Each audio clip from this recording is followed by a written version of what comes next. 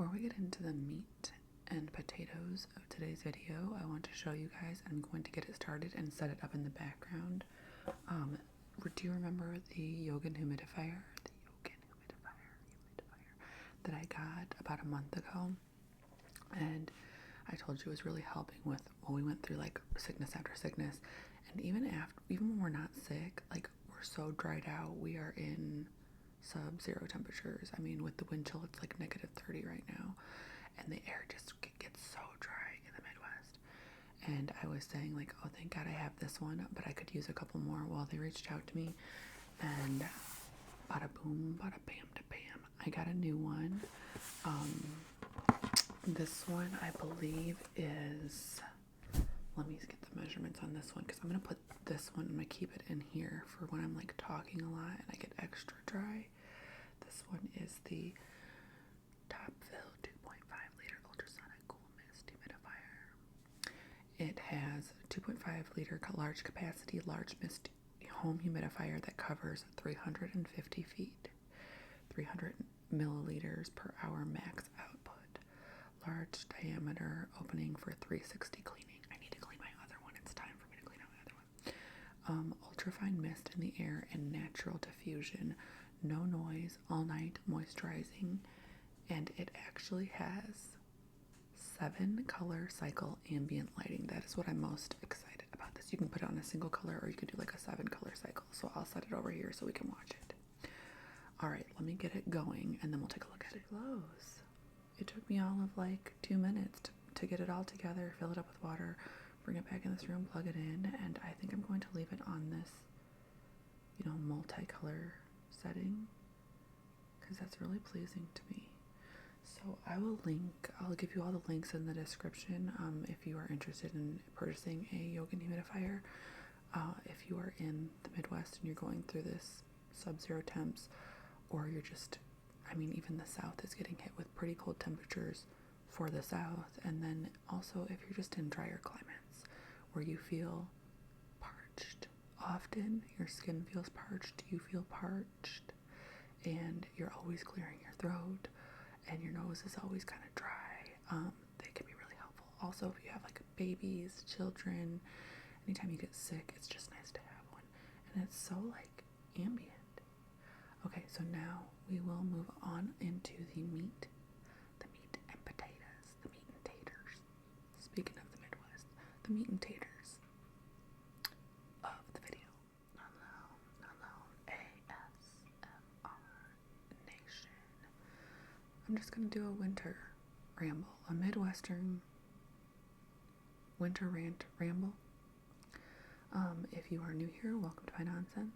If you're old here, welcome back, OGs. If you're new here, please consider hitting subscribe. And if you're old here, go double check, make sure you're subscribed. Hit the like if you like, leave a comment. Give me anything related to the video. It could just be a hello, a few emojis, whatever. As long as it's cool, friendly. Hit the notification bell. As always, I will link my tip jars down yonder in the description box. No pressure whatsoever, but every $1 or $2 helps. That's what allows me to continue to make content. Also, you are invited to my Patreon. I know, not everybody can come, but you can say you weren't invited. Okay, 43 seconds. 43-second intro. I had a lady on here the other day announcing her exit because my intro was too long. And you don't have to tell me when you're leaving. Like, I've never in my life. I live on YouTube. I'm on YouTube. I've never announced. The only time I've ever even like said anything not positive is if somebody said something like racist or able, like something crazy, like it's fine. I don't have you in a headlock. All right. Tap out. Like, I wish you the best. But she said, the part that got me is she said that the intro was over 3 minutes long, and it's never been more than like a minute, even if I'm like a minute and 10 minutes, and that's if I'm like slowing it down, but whatever. You can't please them all, and I'm totally not trying to, because have you met all? So I'm going to just talk about wintertime, what we're going through over here, and why I'm just really not in the mood for any BS. So, we have been hit by, it's like -13, I think now, and it's dropping below 2, and it's right around there. Even throughout the day, it's usually like peak hot hours are like -2, -1. That's all I'm getting. That's all we're getting out here, and it is dangerous. It's brutal. Some of you might know, like you might live in even if you live in like New York, Colorado, even Pacific Northwest gets pretty bad weather, right? In the wintertime, not as bad, and no matter what's bad for you is bad for you. So what's cold to you is cold to you, right? Because I know in the South there's some like 30 degrees, and you guys don't have the equipment for it, right?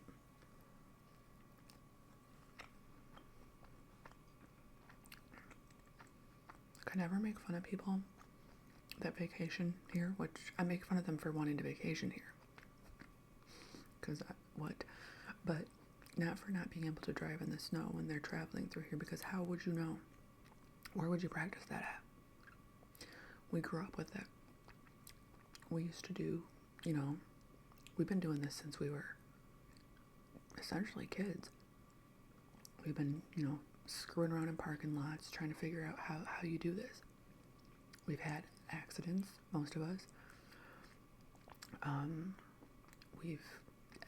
Most of us have ended ourselves in a ditch before. Like, it is scary, especially when you're in sub-zero temperatures. My car went out on the side of a highway when it was like this.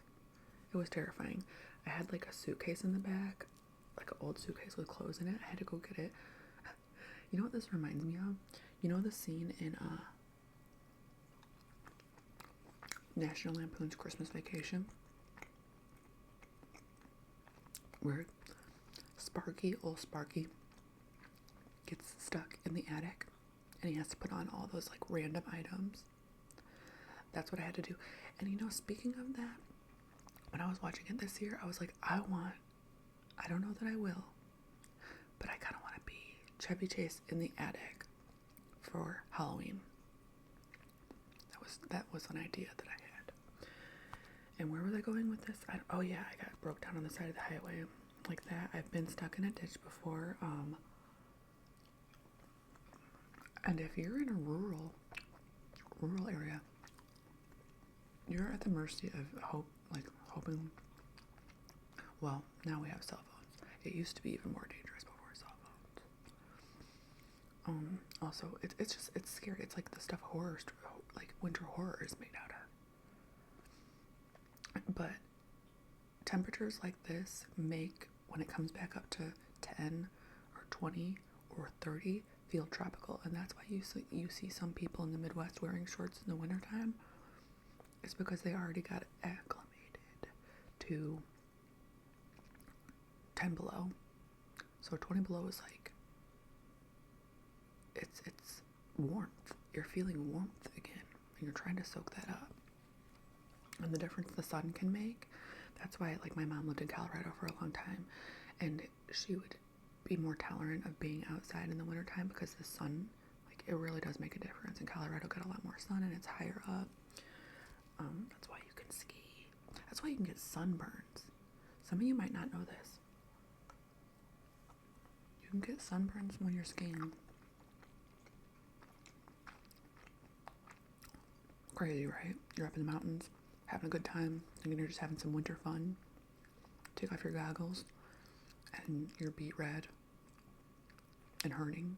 Like, you can get sunburn out there in the middle of winter. So anyways, that's what we're facing right now. And guess what?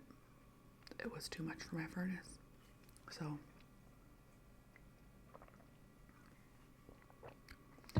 yesterday morning I woke up freezing. Well, it was not morning. I guess it was morning. It was like 2:30 a.m. And I was like, something ain't right. Something ain't right. Come downstairs to let the dogs out. These dogs been wanting to go out at like 2, 3 in taking the water away at 7 p.m. so we can sleep the whole night. Anyways, come down the stairs. We had like one of those Google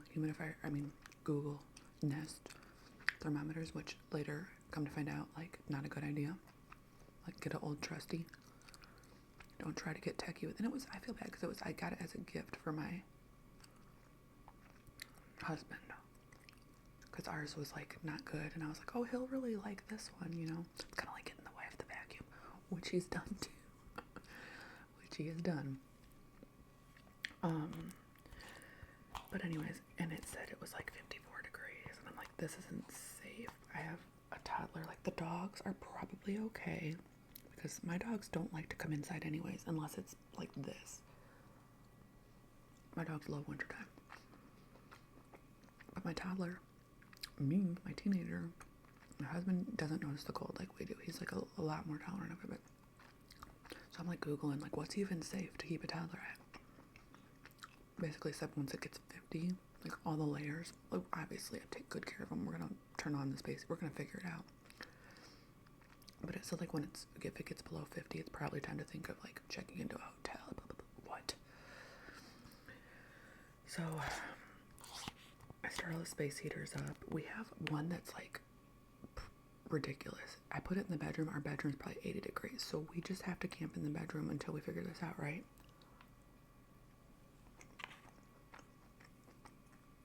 So my husband starts calling places, but mind you, this is me. I'm up having a fit, trying to look at stuff. My furnace is not like those. I remember going to look at furnaces and checking the pilot light. Crack mine open. What the hell is that? There's no pilot light. Apparently it's in a box that you, like, in a different part that you have to unscrew. And I'm like, oh, it would be complicated. I mean, I had cried a couple times trying to, like, navigate this through YouTube and Google, and I had called my mom.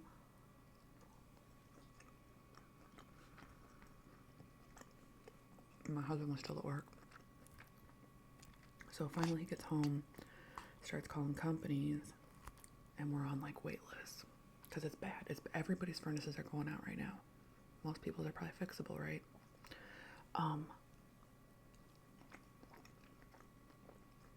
So finally, one of them calls back, like, I can be there in 10 minutes. Like, oh, thank God. And it was like 1. So it was almost like 12 hours of us freezing our asses off.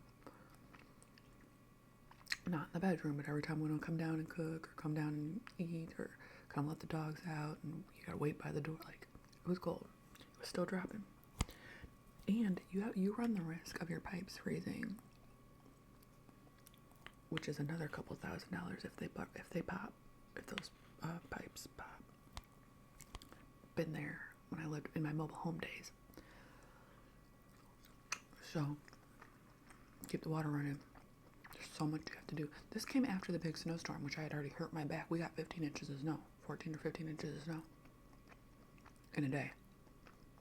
Or a day and a half. My back was killing me. I was sensory issues up the wazoo, like sensory layers, damp hair, hurting back, coats, I hate coats, gloves, beanies, wind, your face. Like, the snow was so bad that it was hurting it was like a ski mask type of weather. It wasn't like a normal, it was like a pelting. So I had just got done coming off of the days of that. Because the days that it snowed were right before the sub-zero temperatures. We got blocked into our driveway. Because the plows came overnight. I know I'm on a tangent right now. And when the plows come, they just kick all the snow into your driveway.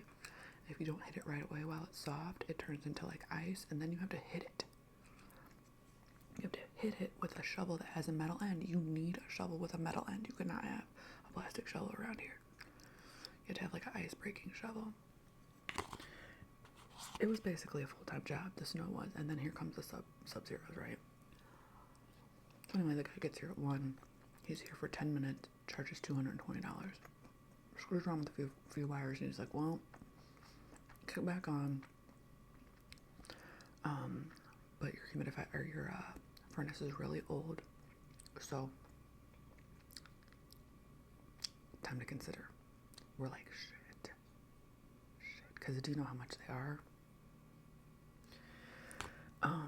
But we're like, okay, we're safe. We can use our home right now, and we will start to think about that. So, put all the space heaters up. The home's back up to 70 degrees, which I usually keep it at lower, but we needed that extra, like, oomph. After all that, we do have a fireplace, too. That was helpful.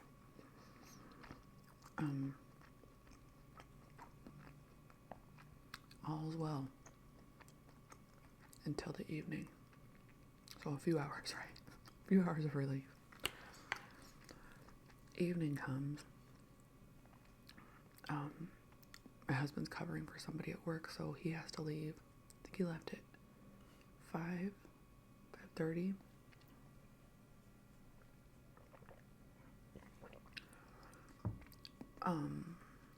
And I was like, I'm highly sensitive. That goes along with all these, like, my brain working. So I notice when I'm standing up, I can feel like the air change, and I'm like, that's not right. Something's not right. Which I had already said the night before, like before this even happened, I said something's not right. Do you know how many times I say something's not right? And really, like, mainly I'm talking about my husband. Like, and then a week later, it's like a huge problem. Like, it's time to start paying attention to me. You know my story about the apes? They took the high anxiety apes and the sensitive apes out of the ape community. They did this, and I think they did. You'll have to look it up. I don't remember for sure, but I think they did it in a few different communities of apes. And the communities that they did that, like, what a horrible experiment. But they all died. All the apes died when they didn't have their anxiety apes around. And their highly sensitive apes telling them, like, hey, should you look at that? Hey, we need to keep an eye on this. Like, without those, nobody listens to us in real life. You guys essentially take us out of the equation. And it's kind of like, anyways, so I said something's not right. And I went and looked, and it was set at a number, and it was a little below that number. And I said, here we go. Here we go. It's about to pop off again. Which, as it did. So, like, after it dropped a few more degrees in an hour, I started calling my husband. I was like, you need to call him back.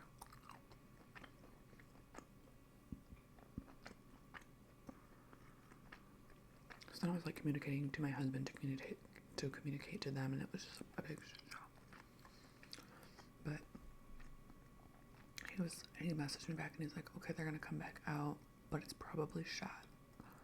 The furnace is probably shot, and we're probably gonna need a new one.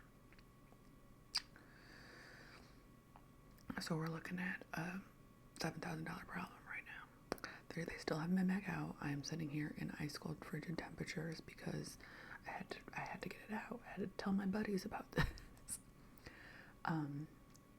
But we're safe, and we gotta do what we gotta do. If we gotta, join their little payment plan program or something, it's what we're gonna have to do. It's old. It's an old furnace. We knew that when we moved here, that it was older. I really miss small living now, and I miss all I've been watching lately is, like, Living Below Your Means, and I miss tiny living. Like, I told you about my mobile home days. I miss it. I'm not gonna lie. Like, I miss it. I miss having 4 forks and 4 plates. Well, I have less forks now because I'm pretty sure my teenager throws them away sometimes. Like, why am I buying forks every month and a half? Every 2 months? This makes no sense. But this has happened. My other friend, same night, like, this temperatures are ruining our stuff. The same night as ours, hers went kaput. She's getting her new one installed today. And then another friend of mine, her daughter's is on the fritz waiting on an emergency appointment. What sucks is essentially we threw away $200 because we did need a new one. I wish they'd give you a credit, but they don't. And then how long until the new one's in and we're okay? How long? How long are we stuck in my bedroom?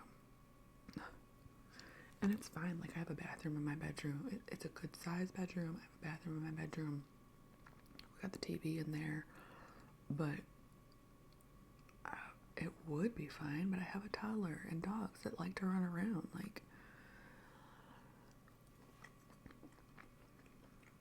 I don't know. And then back to that thinking of, yes, some people have it worse. I've been really thinking about people that are displaced right now and people that have their furnace and can't get it fixed, and just everybody that has it worse, even worse. And trigger warning, because this is bad. Years ago, I can't remember in my head, I don't know how many years ago, maybe 5 or 10, when we had one of these long stints of freezing weather, a bunch of homeless people were found frozen together. And I'll never not think about that.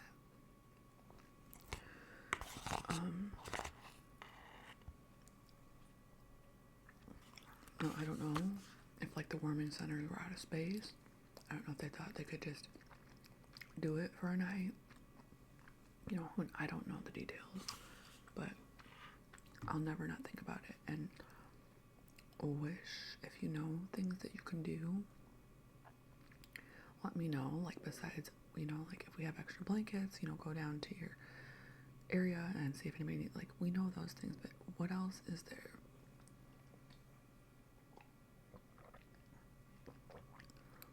Alright.